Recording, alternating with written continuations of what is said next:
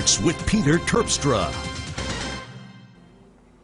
What's up, team? Coming to you live outside of Beaver Stadium to bring you some sports. And if you're looking for a little Saturday afternoon activity, I think Penn State Football has you covered. Hosting Appalachian State, very first game of the season. Now get this, there's no more Saquon Barkley. You lost a lot of guys to NFL pro football careers, but it's not as much what they lost, it's more about what they have coming back. We caught up with Coach Franklin and company today.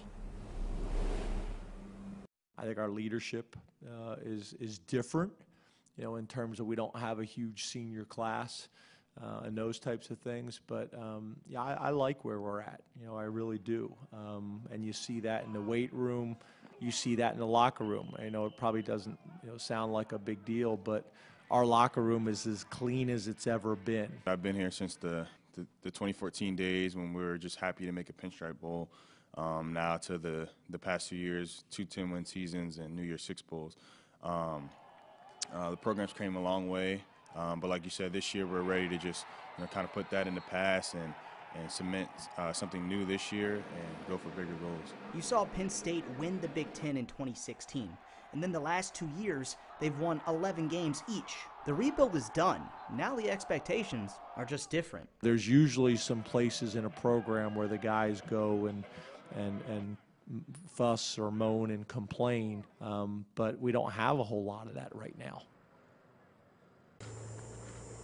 Now here are some news and notes from today's game week press conference. Penn State did release a depth chart, and Altoona native Kevin Givens is set to start at defensive tackle. Hollidaysburg native Vlad Hilling is your backup field goal kicker as a true freshman walk-on. Speaking of walk-ons, remember the name, Jan Johnson. He's your starting middle linebacker, and he is a guy who is still not on scholarship, but you would think right now he is due for one. Now at tight end, junior Jonathan Holland is your #1 tight end listed right now, looking to replace Mike Gesicki. And for the people in the back, Penn State will play App State Saturday at 3:30 Eastern Time, televised on the Big Ten Network. And we will have our first game week Nittany Nation game day show at 11:30 a.m. Now, we've talked a lot about the linebackers for Penn State this season. It's a position of need for them.